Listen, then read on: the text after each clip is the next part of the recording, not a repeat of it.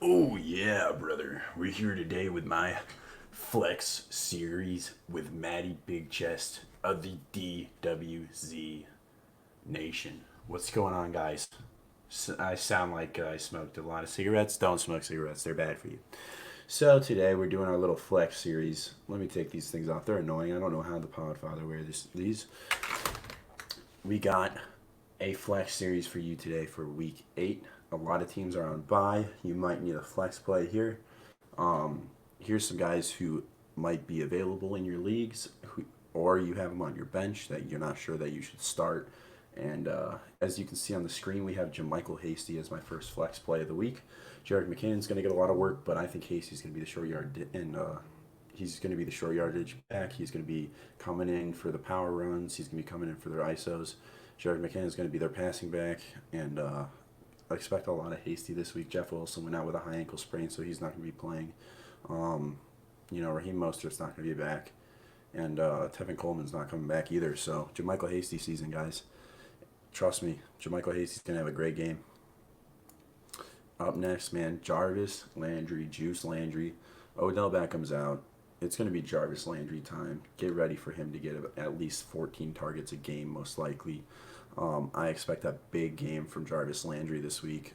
Who are the Browns playing this week? I believe they're playing the Titans. So, they're playing the Raiders. So expect a big game from Juice.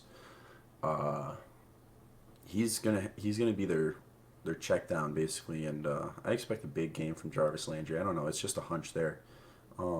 But this next guy I really love, man, and that's Travis Fulgham. Travis Fulgham's gonna have a good game. Jalen Rager came off IR. I don't know if he's playing yet, but Travis Fulgham's lined up all over the field.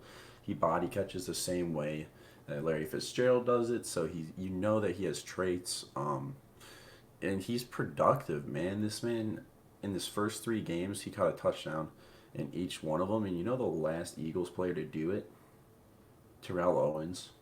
And that's Travis Fulgham doing it. So I have a lot of faith in Travis Fulgham. He's a good receiver. He's going to get you 11 to 14 targets a game. And expect a big game from him this week. As the Eagles, they're going against, I think the Rams, right? No, Eagles are going against the Giants. So expect them. No. Cowboys. That's it. NFC East matchup. And Cowboys are not good. They're throwing away their season. They're tanking. Expect a nice game from Travis Fulgham. Expect a nice game from Boston Scott. I didn't throw Boston Scott on here because he's already probably rostered and started. Expect a big game from those two. And my next one is Roads Closed. Just kidding. It's Marvin Jones. This dude produces against Xavier Rhodes, and you're going to expect a big game from him this Sunday against the Colts at home in Ford Field. No wind, no rain, no sun, just Marvin Jones. Expect a big game. Expect one. I'm telling you right now, he has not had a good game this season yet for the most part. It's Marvin Jones' season this week. He made a song called Season, so that's why I had to say that. Next up is LeVeon Bell. You know he's going against Adam Gase, so I mean I had to throw him in here. People know to start him already, but he's a starter this week. He's gonna want some revenge. He's seeking it, man. This dude, he's a good running back, and he averaged 6.5 yards per carry in his first game for the Chiefs with a couple scampers that he had a couple for some gains. But I like Le'Veon Bell this week against the Jets. Expect him to get a share of the carries, maybe 30 to 40% of the snaps, if not more. I think it's a revenge game, and Andy Reid's going to play him, and maybe rest Clyde Edwards-Helaire a little bit. But expect a nice game from Le'Veon Bell because Gase, he hates Gase, man. Everyone hates Gase, and another guy who hates Gase is Cole Beasley because he did terrible things to the Jets. And they're going against the Patriots, I believe, this week.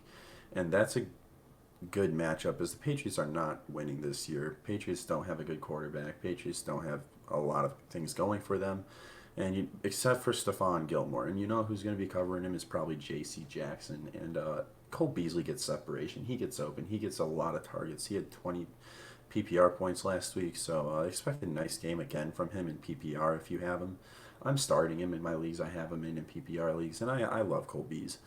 This dude, I always say it, but he can rap, he can run, he can catch, and he can do flips while catching the ball. That's crazy to me. I like Cole Beasley a lot, man. I think that he's a starter from here on out. If John Brown's out with a knee injury, especially start Cole Beasley. Man, he's been hot, and he's a good asset to own. And then DAndre Swift made the list as well. He's playing the Colts. I'm not sure if you knew to start him or not, but he's been getting the lion's share of the carries. That's awesome for us, man. He looks good. He got 3 goal line touches this last week, and that is a lot for a running back. And he converted it into a touchdown. So expect to see him a lot against Indy's good run defense. They added DeForest Buckner to that line. They have Darius Leonard. So expect DAndre Swift to get a lot of targets. Expect him to get more receiving yards than rushing yards, and maybe a touchdown as well to help your team out. And I am excited for this game because this is a classic matchup of defense against offense. Because Phillip Rivers' arm is a wet noodle, he can't throw the ball downfield that well. Expect a good game, probably about 20-17, and Matthew Stafford wins the game for the Lions. I'm just saying. I might be a little biased here with my Lions jerseys in the background, but I have the Lions winning that game. And next is Myles Gaskin. He's coming on this list because it's Tua time. Tua's going against the Rams? Not Dolphins, Rams?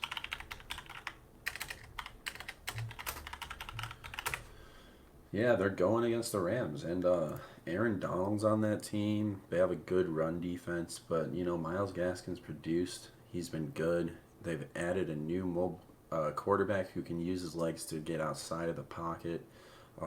Expect him to throw some dump-offs to Myles Gaskin instead of running it. Expect good production from Myles Gaskin as well against a good run defense. I wouldn't take him out of my lineups. I know that if you have him, you've probably been playing him. Keep him in.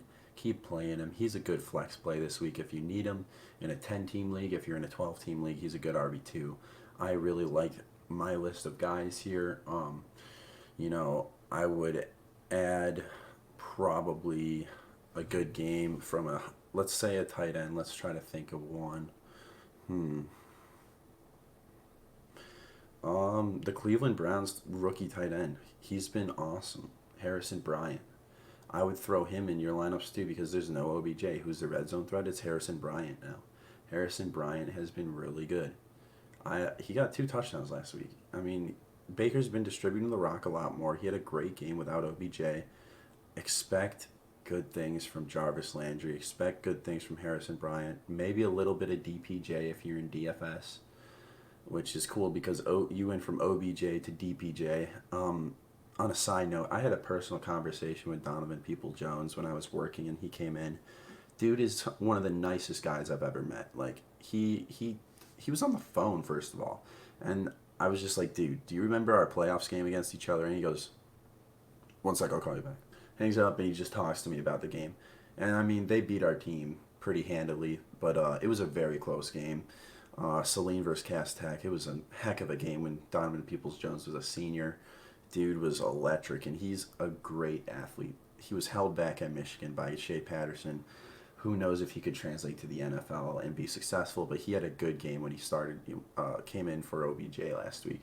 So I'm going to leave you guys with that, a little bit of a personal story. I hope you guys enjoyed this Flexcast with MattyBigChest. This is the Week 8 edition, and I'll be back for Week